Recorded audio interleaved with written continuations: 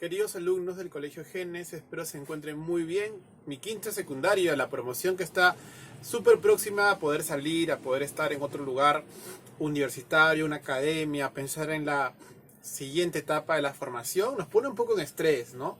Ustedes están reacostumbrados al colegio, el horario, los cursos. La universidad no es tan diferente en cuanto a la organización, pero sí los contenidos y las metodologías que van a aplicar.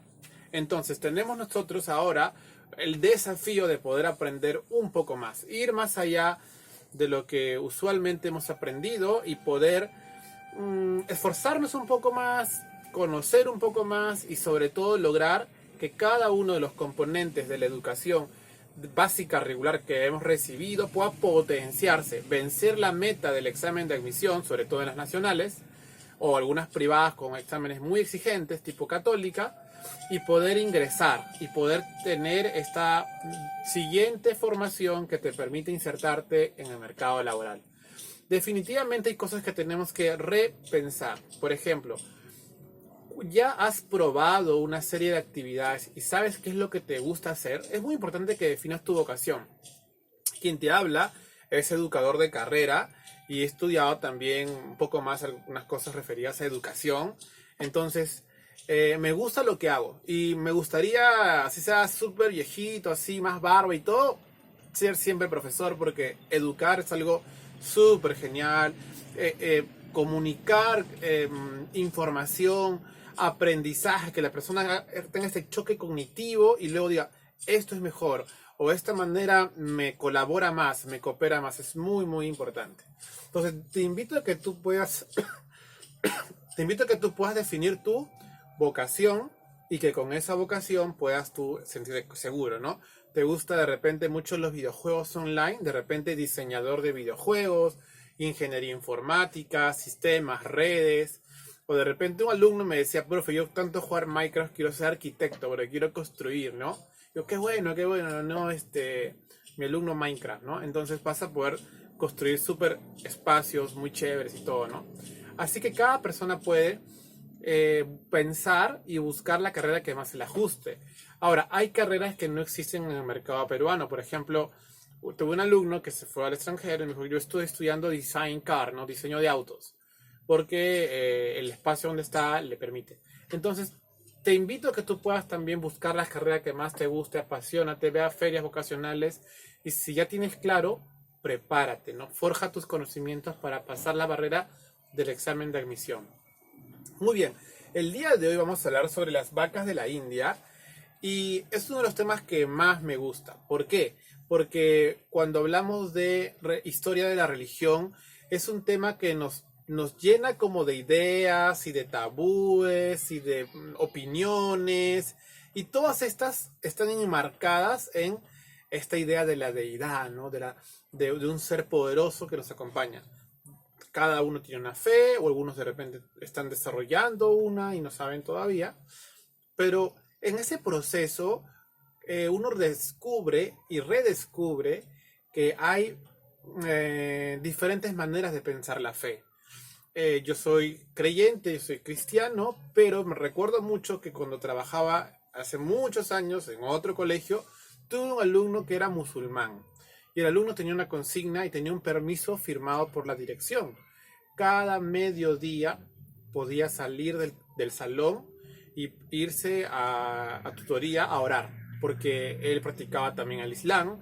Él había estado en Emiratos Árabes y él venía al colegio, sabe español, se crió hasta los 5 años en español, estuvo como 8 años en Emiratos Árabes, tenía 14 años, es un adolescente, pero con su visión, con su fe musulmana. Entonces, qué importante aprender a respetar ello, ¿no? Yo no le voy a decir, por ejemplo, estamos en el colegio y vamos a hacer el Día de la Madre y a veces protocolarmente se empieza con una oración. Yo no le pediría a este alumno, a ex alumno mío, que empiece diciendo una oración religiosa, cristiana, siendo él de una fe musulmana o de una fe vinculada al Islam. Entonces, eso nos lleva a reconocer las diferencias en cada lugar. Y en la India se practica el hinduismo, que es un tipo de religión que tiene muchos dioses Entre ellos creen esta idea, perdón, en esta idea de que todo es anímico, o sea, hay vida en todos los escenarios. Hay vida en el árbol, en la planta, hay vida en el río, hay vida en el bosque. Y esa idea de vida o esa situación de vida genera que respete más la naturaleza y vive en mayor armonía. Obviamente, la ciencia también nos propone nuevas maneras de cuidar el medio ambiente.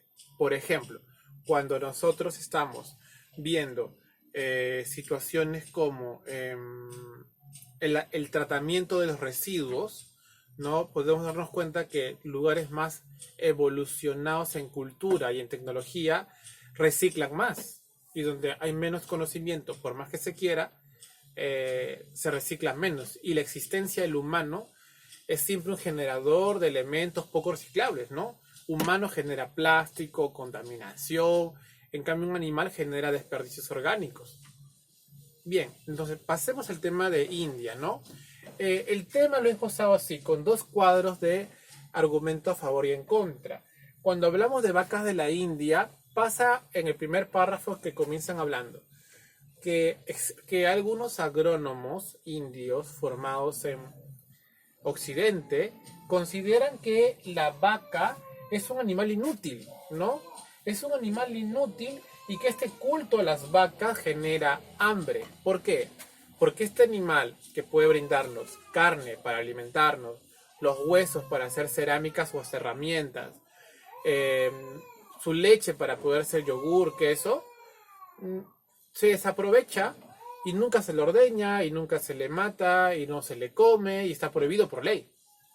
Entonces lo que podemos ver es que genera hambre y esa hambre pobreza, y donde hay pobreza hay delincuencia. Es casi la consigna, ¿no? Una persona pobre va a buscar la manera de satisfacer sus necesidades alimentarias, a veces de manera ilegal. Una cosa no justifica la otra, pero muchas veces son condiciones que se dan y que deberían observarse y debería preocuparse en tomar soluciones tanto la persona como el contexto de la persona. Pero bien, entonces, primer argumento en contra del culto de las vacas: genera hambre y pobreza. Lo segundo, afecta a la agricultura. ¿Por qué? Porque porque los insumos que hay que brindarle al campo, ¿no? Para que crezca, y la energía se gasta un poquito o un poco mucho en la manutención de las vacas, porque esa vaca no vive del aire. Aquí tienen que comer, hay que comprarle comida, hay que cuidarla, y también la vaca se enferma. Y cuando la vaca se enferma hay que sanarla.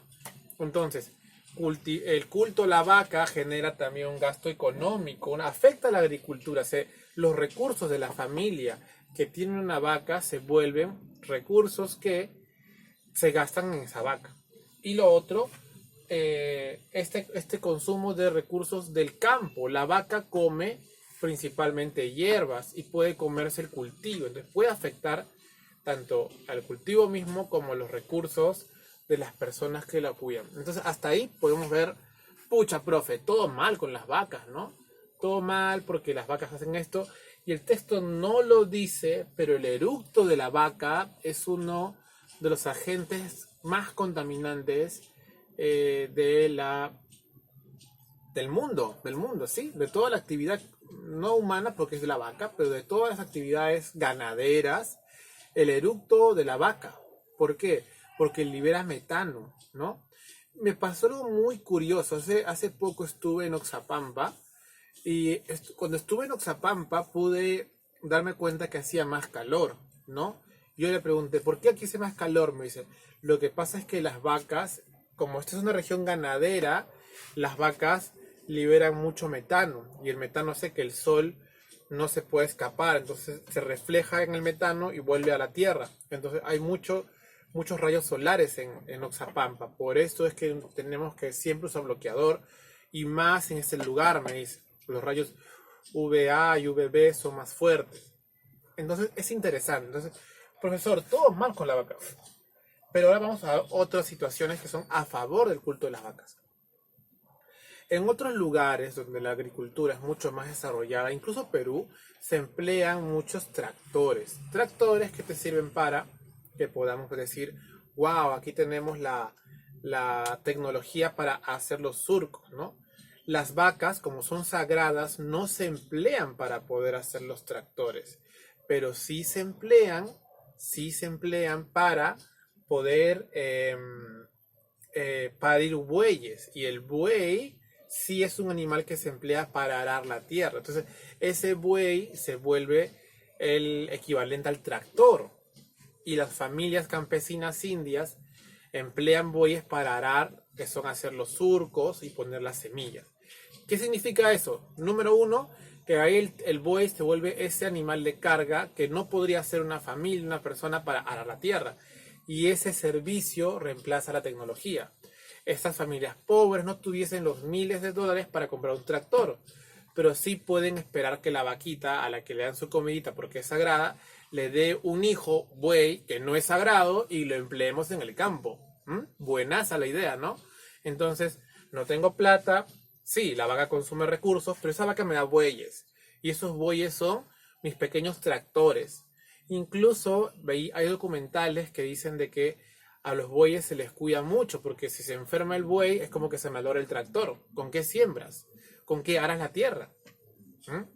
Interesante cómo en otras culturas, en otros horizontes culturales, las personas pueden pensar de una manera distinta y valorar la naturaleza por fines prácticos o productivos.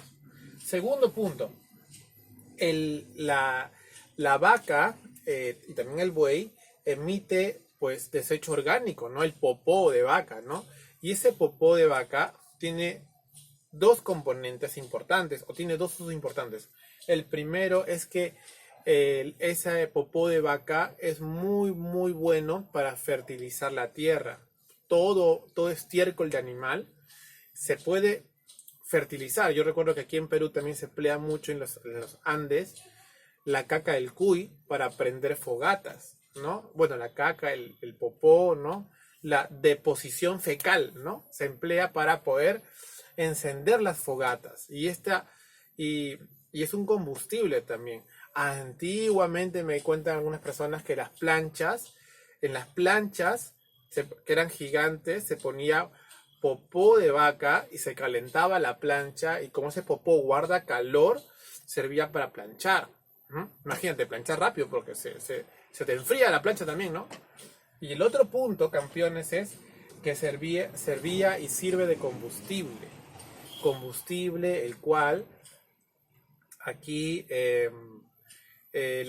como ya he mencionado, la caca, el popó de la vaca sirve para producir una llama lenta, duradera, que va a poder generar que las cocinas de las amas de casa indias en zonas rurales puedan emplear. Imagínense esto. Se mata a la vaca y se le come para que no sea un animal inútil y para que pueda producir carne y leche. Pero el popó de la vaca te sirve para poder cocinar, ¿no? Entonces, no hay vacas, no hay popó, no hay combustible, porque en los lugares más inhóspitos o más alejados no existe una red que permita que las vacas puedan, bueno, no hay una red que permita que el gas, ¿no? El gas como cálida, como tenemos nosotros, o que llegue un motorizado con un balón de gas y pueda ponerlo en el hogar. Eso tiene que ver con este tema muy, muy importante, que a la ausencia de que el Estado pueda poner conexiones de tuberías de gas, como hay en otras ciudades, emplea mucho el popó de la vaca. Entonces, si matarían a las vacas, el Estado indio tendría que invertir miles de millones de rupias, que son las monedas indias, para poder hacer toda esa infraestructura y los gasoductos para poder permitir a la familia tener estos hidrocarburos. Entonces no le conviene, que es más fácil la vaca, ¿no? Que las vacas sigan existiendo, sigan cuidadas por el Estado, porque hay una función petroquímica de alguna forma, ¿no? Que se enmarca en la economía y se enmarca en este asunto de hidrocarburos que nos da la vaca. Todo esto nos lleva a pensar, campeones, que hay cosas que pueden parecer muy simples. Profesor, adoran una vaca, qué tontería. Pero hay una utilidad que en esa adoración que el Estado ha encontrado y que la mantiene, ¿no? Imaginemos esto. En el Perú hay problemas económicos, sin duda, ¿no? Yo no sé de dónde van a dar tantos bonos. Pero que digan, ya pues, ¿y si vendemos Machu Picchu?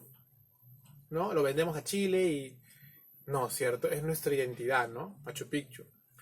Es identidad de la India, el hinduismo y el culto a la vaca como parte de su cultura, de su forma de pensar, de su forma de ser, de su forma de concebir el mundo, ¿no?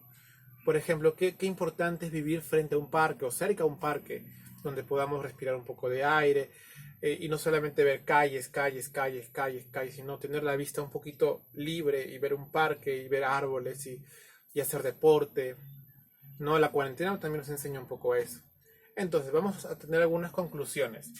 Cuando hablamos del tema de vacas de la India, hay tanto ideas a favor que son estas, como ideas en contra. Las principales ideas en contra son animal inútil, causa hambre, pobreza, afecta a la agricultura y consume recursos, ¿no? ¿Quiénes dicen eso usualmente? Los agrónomos formados en culturas de Occidente, donde la vaca pues está en el mercado, ¿no? En cambio, hay también posturas a favor, ¿no? Donde habla de que la vaca te brinda esos tractores orgánicos, llamémoslo así, los bueyes, te brinda con su estiércol fertilizante y también te brinda combustible, ¿no? Combustible para poder hacer tus comidas, tus cosas, ¿no? Así que es una situación compleja la que vive la India y es necesario que podamos tener en cuenta no solo esos detalles, sino otros cuando abordemos temas complejos. En esta sociedad, chicos, hay temas bastante complejos que yo quiero que tú tengas a través de la lectura la excusa perfecta para pensarlos. Nadie quiere que se altere, por ejemplo, el orden o la manera en que tu barrio está configurado, tu barrio, tu cuadra, tu urbanización. Pero cada persona, así como tiene sus costumbres, tiene una oportunidad. La migración es un tema que debería pensarse, ¿no? Deberíamos pensar la migración. Solamente la gente ve lo malo, pero ¿tendrá algo bueno la migración? ¿Tendrá algo bueno que en este barrio hayan mexicanos y algunos argentinos o venezolanos? ¿Tendrá algo bueno? Y si tiene algo bueno, ¿qué es eso bueno que tiene y cómo podría aportar a la comunidad? Entonces, es fácil decir no sirve o sí sirve, pero tenemos nosotros campeones la obligatoriedad de poder repensar, porque nosotros, bueno, ustedes sobre todo son los nuevos ciudadanos. Qué fácil es decir, no, que el Estado nos dé bonos y plata, pero la plata del Estado son nuestros impuestos. Y los impuestos están hechos para el hospital, para el colegio. Si no hay plata, ¿de dónde se va a construir? Y si no se construye, ¿quiénes se afectan? ¿No? ¿Se dan cuenta? Entonces es muy importante aquí, muy importante, campeones, que todo esto tenga una posibilidad de ser más claro, tenga una posibilidad de ser más pensado, de ser más reflexionado, analizado, y a partir de eso sus votos puedan traer buenas decisiones al gobierno y a las nuevas generaciones que vienen después de ustedes. Entonces, hemos empleado ideas a favor y en contra, hemos usado un esquema de causa y efecto porque hemos determinado que este texto es un texto argumentativo, con un tema, las vacas, con una tesis, las vacas son inútiles, ideas a favor y contraargumentos, ideas en contra. Si fuera de otra manera, lo organizamos de otra manera, ¿sí? Cada organización del texto va a obedecer a aquella forma que tú le des porque tú lo has analizado, lo interpretas así. Por ejemplo, si fuera la célula, eucariota y procariota, cuadro de contraste, características aquí, características allá, de diferencias y abajo de semejanzas. Si fuera una biografía, línea de tiempo, nació, murió y vemos el orden cronológico de los eventos. Se casó, se enfermó, etcétera, ¿no? Entonces es importante tomarse en cuenta. Campeones, siempre es un gusto charlar. Esto es una clase, por supuesto. Es un taller, pero es una charla donde aprendemos juntos. Y espero que te guste, que te sirva. Manda las respuestas a tu tutor o tutora. Y nos encontramos la próxima semana. Cuídense mucho, chicos, y nos vemos pronto. Chao.